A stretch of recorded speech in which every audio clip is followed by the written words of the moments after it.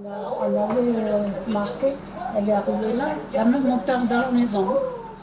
En ce moment, depuis un moment, là, il pleut tout le temps. Ça fait un an ou deux, il pleut tout le temps. Voilà quoi. Et moi, j'ai peur. Je dors pas. Quand quand il y a des grosses pluies, et puis que l'eau elle commence à monter, là, je dors plus.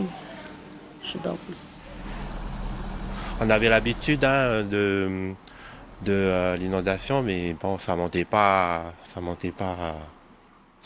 haut. Mais là, ça a été une catastrophe, on va dire.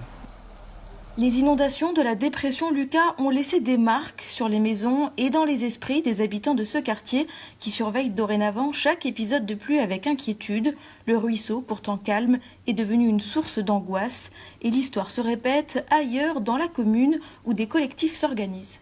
Il y a Tamoa, il y avait Tontouta, il y avait Niaouli, qui a été Nuguta, qui ont été coupés, hein, parce que Nuguta, c'est un radier. Du côté de Niaouli, c'est un nouveau lotissement aussi. Ils ont créé une association aussi. Eux, c'est le pont. Dès qu'il pleut, ils ne peuvent plus traverser. Ils sont bloqués. Il y a l'association Le Caricoui aussi qui s'est mis en place. Parce qu'eux aussi, ils ont reçu...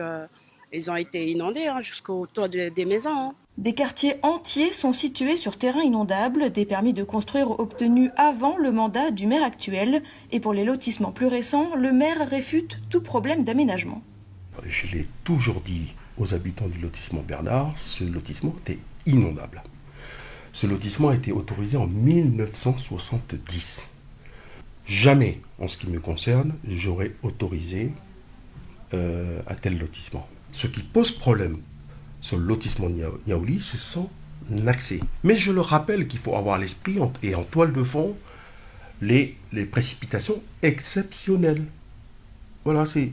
Je ne peux pas dire mieux. Mais comment vous expliquez que sur un lotissement neuf, on ait des problèmes d'écoulement d'eau? C'est parce que les équipements ont été sous-dimensionnés? Qu'est-ce qui s'est passé? Non, du tout. Je le redis, les précipitations auxquelles on a eu affaire, elles sont exceptionnelles. Sur la commune, les seules cartes des zones inondables datent des années 2000. Païta ne dispose pas non plus de PUD, de plan d'urbanisme directeur, qui permet d'organiser les constructions et les aménagements. Le maire a lancé il y a un mois une étude sur la taille des cours d'eau. Les résultats devraient être connus d'ici la fin juin. Ce qui conviendrait de faire, c'est effectivement un reprofilage. Un reprofilage, je le suppose, un reprofilage de ces rivières-là, mais à quel coût? La Nouvelle-Calédonie n'a plus les moyens, d'où son silence. Si cette étude conclut qu'il faut revoir le lit de la rivière, qu'est-ce qui se passe? Rien si la DAVAR ne répond pas? Je me rapprocherai de la DAVAR, je le rappelle que c'est de la compétence de la Nouvelle-Calédonie. Je ne dis pas ça pour me défausser, c'est la loi. Les cours d'eau et les rivières sont de la compétence de la Nouvelle-Calédonie, donc de la DAVAR. La mairie a ordonné le curage de plusieurs cours d'eau, notamment dans le quartier d'Ondémia. De son côté, le gouvernement, via la DAVAR, n'a pas donné suite à nos demandes d'interview.